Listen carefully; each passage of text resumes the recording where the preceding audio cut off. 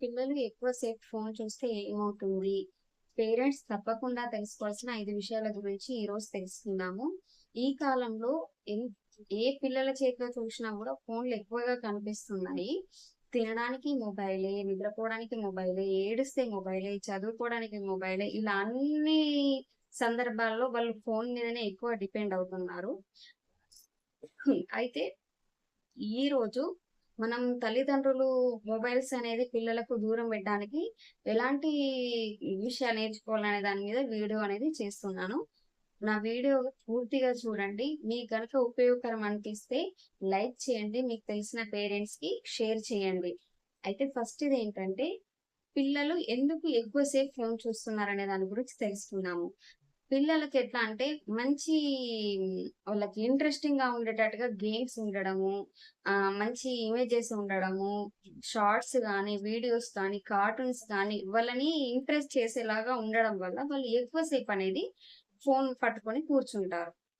ఇంకొకటేంటంటే పేరెంట్స్ వాళ్ళ పనులు చేసుకుంటున్నప్పుడు వాళ్ళని ఇబ్బంది పెట్టొద్దు, ఏడవకూడదని గూడా పిల్లలకి ఫోన్‌లనేది ఇస్తున్నారన్నట్టుగా.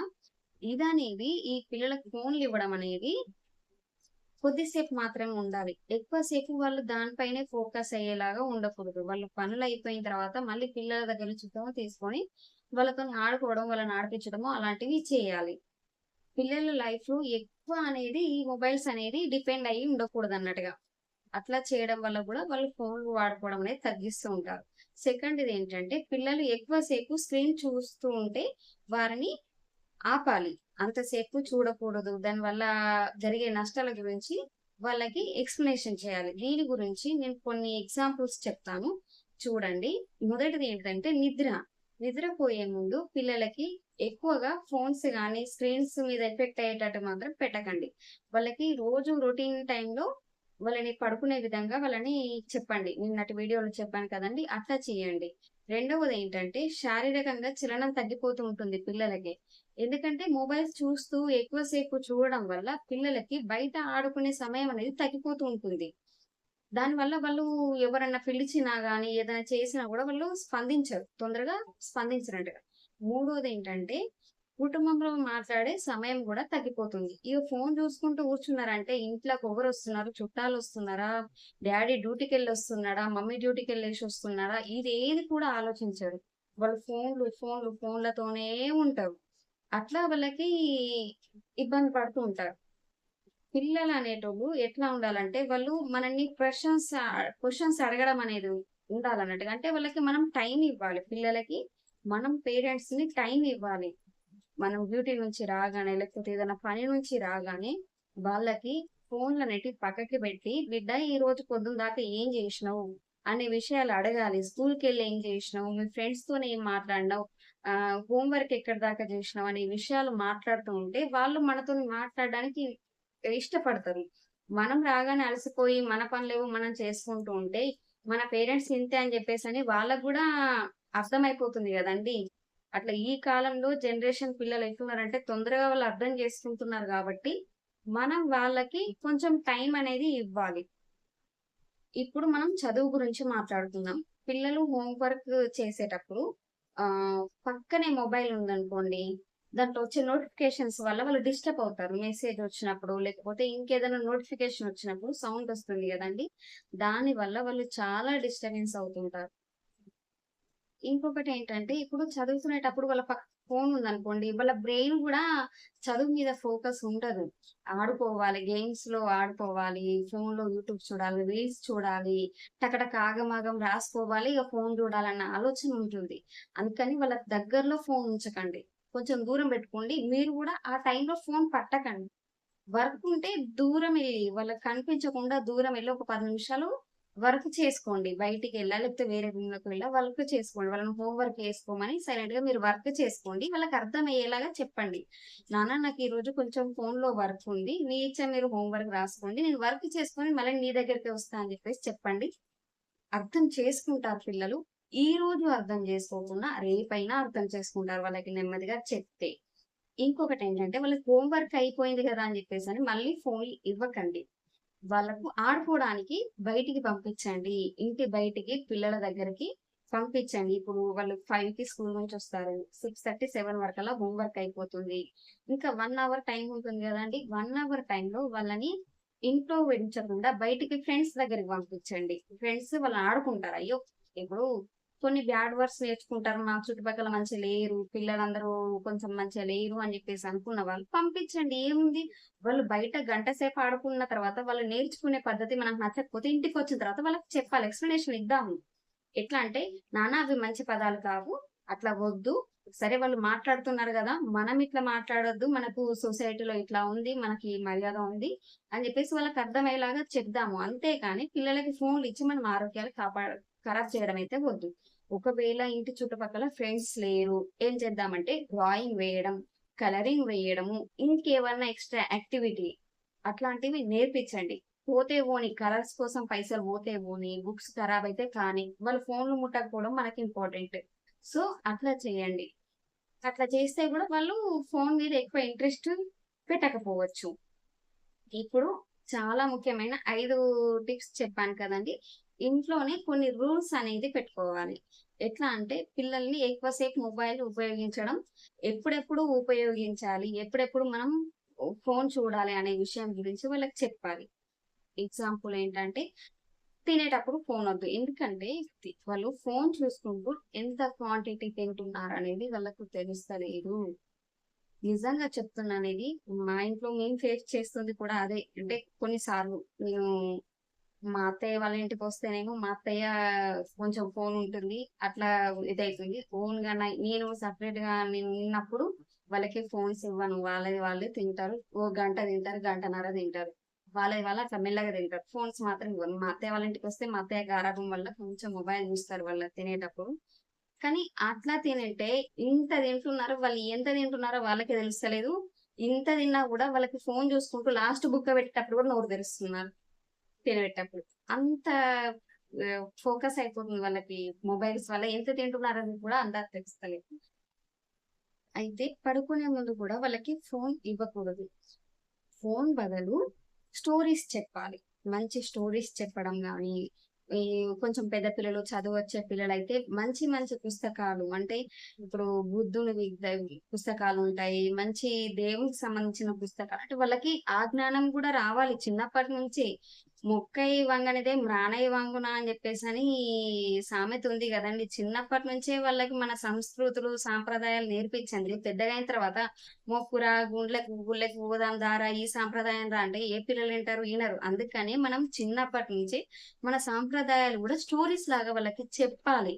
మంచి అలవాటది. అట్లా చేయాలి. వాళ్ళతోని మంచి మంచి పుస్తకాలు, మన దేశ భక్తికి సంబంధించిన పుస్తకాలు గానీ, మన పండుగలకు సంబంధించిన పుస్తకాలు గానీ, అలాంటి స్టోరీసు, రామాయణము, మహాభారతము, వినాయకుని స్టోరీసు, శ్రీకృష్ణుని స్టోరీస్ ఇట్లా మనము చెప్పాలనుకుంటే చాలా స్టోరీస్ ఉన్నాయి గానీ, మనకి అంత టైం లేక, ఓపిక లేక అసలు నెగ్లెక్ట్ చేస్తున్నాం గానీ, మనకు చెప్పుకోవడానికి చాలా స్టోరీస్ ఉంటాయండి. ఏవేవో స్టోరీస్ మహా అంటే వాళ్ళకి ఒక హాఫ్ అన్ అవర్ చెప్తే ఒక 20 నిమిషాల్లో వాళ్ళు పడుకుంటారు. హాఫ్ అన్ అవర్ చెప్పినామనుకోండి స్టోరీ, వాళ్ళు 20 నిమిషాల్లో పడుకుంటారు. అంతే. అన్ అంటే మనకి ఓపిక లేక పొద్దుటి నుంచి సాయంత్రం వరకే మనం డ్యూటీస్, జాబ్స్ అనేది ఈ కాలంలో ఆడవాళ్ళు గూడా బయటికెళ్ళి పనులు చేస్తున్నారు. వాళ్ళకి గూడా ప్రెషర్ ఉంటుంది. ఉండట్లేదనట్లేదు. దీన్ని మనము చూసుకొని పిల్లలకి మొబైల్స్ ఇవ్వడం వల్ల వాళ్ళ లైఫ్ అనేది బాగా స్పాయిల్ అయితుంది. అది ఒకటి గమనించుకోండి. మనం ఎట్లాగో సఫర్ అయినాం. మన పిల్లలు గూడా అట్లా సఫర్ కాకూడదు కదండీ! అదొకటి ఆలోచించుకోండి. ఇవి నేర్పించండి పిల్లలకి. పేరెంట్స్ గూడా ఖచ్చితంగా తెలుసుకోవాల్సిన విషయం ఏంటంటే, పిల్లలకి ఫోన్‌లు చూడొద్దు అంటున్నాం గానీ, మనమే ఎక్కువ ఫోన్‌లు చూస్తున్నాము.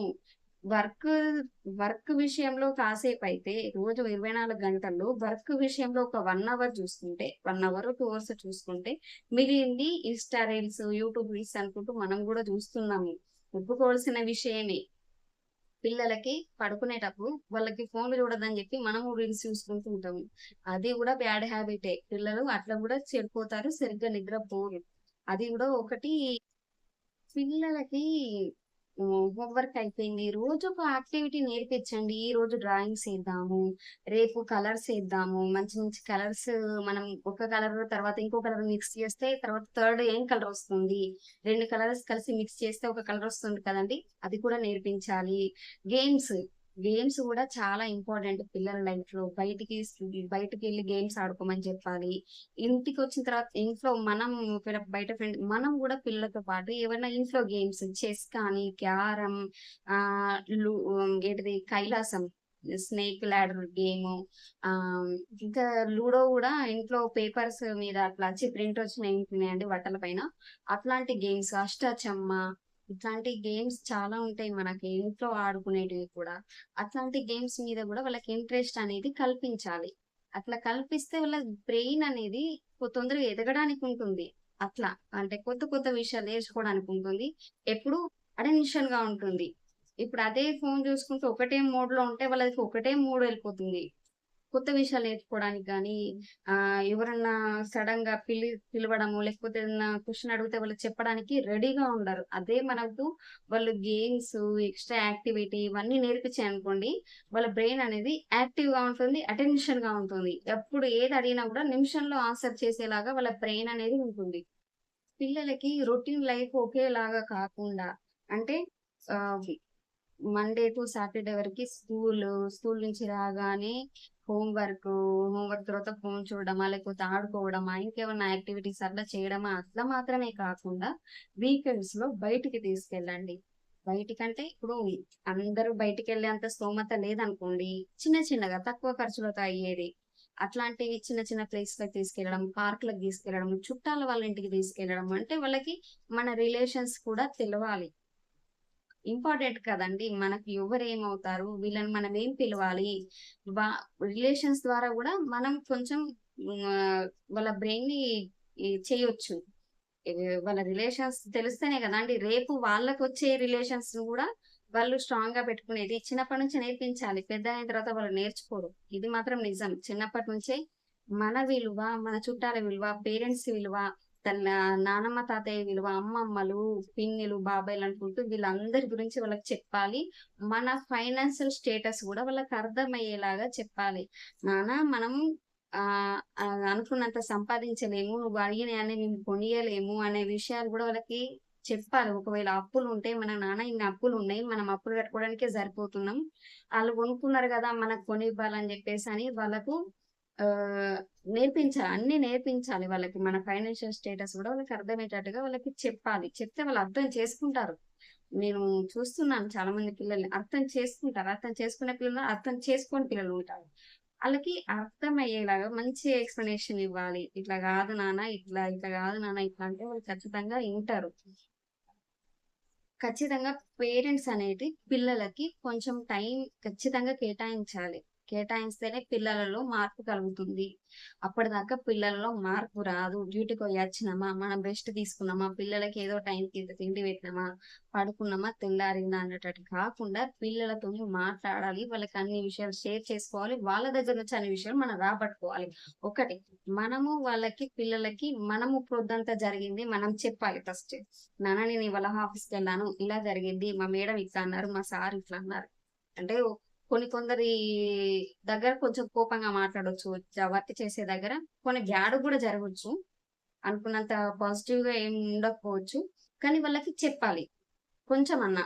ఈరోజు ఈ వర్క్ చేశాను. నాకు ఈరోజు ఈ పని చేశాను. నాకు మంచిగా అనిపించింది. గుడికెళ్ళినా అని ఏదో ఒక విషయం వాళ్ళకి చెప్తే వాళ్ళు గూడా వాళ్ళ స్కూల్‌లో జరిగింది చెప్తారు. అప్పుడు మనిద్దరి పేరెంట్స్‌కును పిల్లల మధ్యలో బాండింగ్ అనేది స్ట్రాంగ్‌గా ఉంటుంది. అట్లా. ఇప్పుడు ఫోన్ అనేది, మొబైల్ అనేది మొత్తానికైతే చెడ్డది అని నేను అనట్లేదు. పిల్లలు ఆ ఫోన్ పట్టుకున్నప్పుడు ఏం చూస్తున్నారు? ఏ కంటెంట్ చూస్తున్నారు? ఏం వీడియోలు చూస్తున్నారు? ఏం గేమ్స్ ఆడుతున్నారనే దాని మీదనే మనం ఫోకస్ చేయాలి. దాని మీద గూడా మనం ఫోన్‌లో ఎటువంటియి చూస్తే మనం మంచి నేర్చుకునేది అని నేర్పించాలి వాళ్ళకి. అది మనం నేర్పించాల్సిన విషయం పిల్లలకి. ఈ మొత్తం వీడియో చూసారు కదండీ! మీకేమన్నా ఈ వీడియో వల్ల యూజ్ అనిపిస్తే లైక్ చేయండి. మీకు తెలిసిన పేరెంట్స్‌కి షేర్ చేయండి. నా ఛానెల్‌ని సబ్స్క్రైబ్ చేసుకోండి. Thank you.